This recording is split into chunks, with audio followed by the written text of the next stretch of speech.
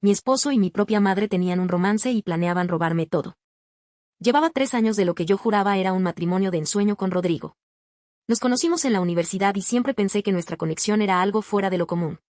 Él era atento, trabajador y, sobre todo, parecía tener un respeto inmenso por mi familia.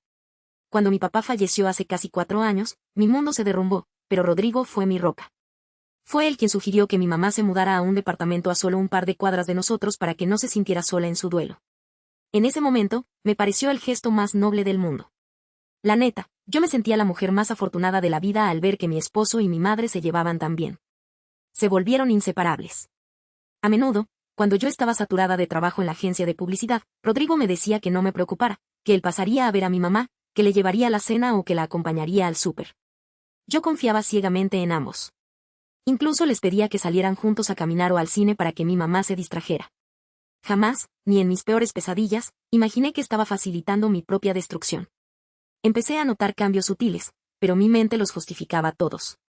Rodrigo comenzó a interesarse más por su apariencia, iba al gimnasio con más frecuencia y siempre olía a un perfume caro que yo no le había comprado.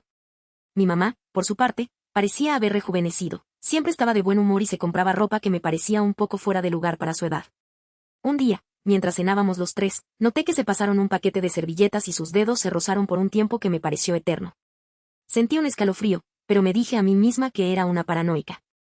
Qué tonta fui al evitar ver las señales solo por no querer crear un conflicto innecesario en mi familia perfecta. Todo ese velo de mentira se desgarró un viernes por la tarde. El sistema de mi oficina se cayó por completo y mi jefe nos dejó ir a todos temprano. Quise llegar de sorpresa a la casa, comprar algo de comida tailandesa que a Rodrigo le encantaba y pasar una tarde tranquila.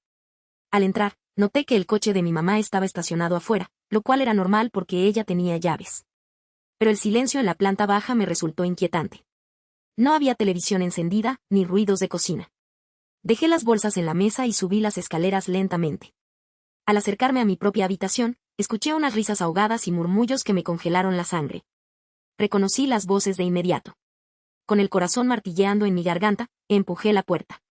El mundo se me vino encima de golpe al encontrar a mi esposo y a mi madre juntos en mi propia cama, en la que yo dormía todas las noches. Rodrigo saltó asustado, pero lo que más me dolió no fue su miedo, sino el descaro con el que me miró después de unos segundos. Mientras yo intentaba articular una palabra en medio del llanto, él se puso de pie, se acomodó la ropa y me soltó con una frialdad que me dejó helada. Al chile nunca te amé, solo me casé contigo para poder estar cerca de ella sin levantar sospechas. Mi mamá, mi propia sangre, ni siquiera se inmutó. Se tapó con las cobijas, me miró como si yo fuera una extraña y me pidió que por favor no hiciera un drama con el resto de la familia, que las cosas simplemente habían pasado así. No pude más.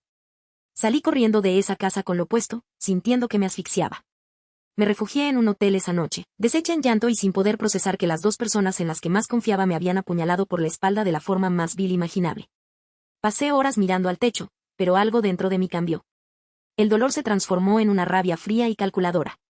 Decidí que no iba a ser la víctima que ellos esperaban. Al día siguiente, lo primero que hice fue ir al banco. Teníamos una cuenta conyugal compartida donde ahorrábamos para nuestro futuro. Al revisar los movimientos de los últimos 2 años, mi sangre volvió a hervir. Descubrí que Rodrigo llevaba retirando fuertes sumas de dinero mensualmente bajo el concepto de gastos personales o inversiones que nunca existieron. Siguiendo el rastro del dinero con la ayuda de un amigo contador, descubrí la verdad completa. Rodrigo estaba pagando las mensualidades de un departamento de lujo frente a la playa que estaba legalmente a nombre de mi mamá. Habían estado usando mis ahorros y el fruto de mi trabajo para construir su nido de amor secreto, planeando dejarme con la deuda del crédito de nuestra casa actual mientras ellos se daban la gran vida. Edit 1. Han pasado 2 semanas desde el descubrimiento y la situación ha escalado a niveles que no imaginé. Después de salir del banco, contraté a un abogado especialista en derecho familiar y fraudes. No les dije nada a ellos, simplemente dejé que pensaran que seguía llorando en algún rincón. Sin embargo, la noticia corrió por la familia. Mi hermano mayor, cuando se enteró, casi pierde la cabeza. Fue a buscar a Rodrigo y, aunque no llegaron a los golpes, le dejó claro que no era bienvenido en ningún lugar cercano a nosotros. Lo más increíble es la reacción de mis tías, las hermanas de mi mamá. Algunas me llamaron para darme el pésame como si alguien hubiera muerto, pero otras, increíblemente, le sugirieron a mi mamá que se fuera de la ciudad para evitar el qué dirán.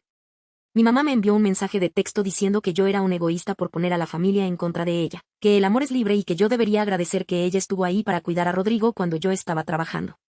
Esa falta de remordimiento me dio las fuerzas que me faltaban.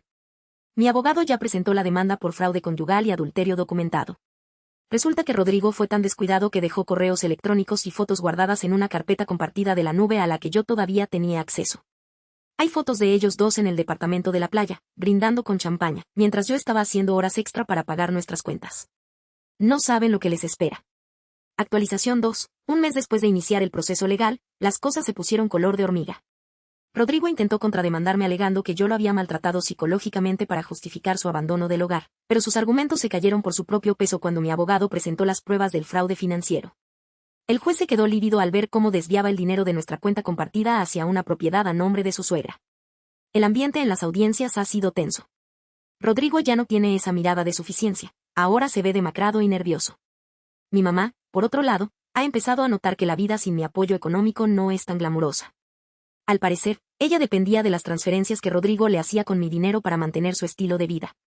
Como congelamos las cuentas principales como medida cautelar, se han quedado prácticamente en la calle. Rodrigo tuvo que mudarse al departamento de la playa con ella, pero me enteré por un conocido común que no dejan de pelear. Al parecer, sin el dinero fluyendo, el amor se les está escapando por la ventana. Rodrigo incluso tuvo el descaro de llamarme para pedirme que retirara la demanda de fraude a cambio de firmar el divorcio rápido. Le colgué el teléfono sin decir una palabra. Mi abogado dice que tenemos todas las de ganar y que incluso podríamos solicitar que él asuma la totalidad de la deuda hipotecaria de la casa donde vivíamos, ya que se demostró que usó fondos comunes para fines ajenos al matrimonio. Eric Fano, han pasado casi 8 meses desde aquel viernes que me cambió la vida. Hoy finalmente puedo decir que se hizo justicia. El juez dictó sentencia y fue más severo de lo que esperábamos.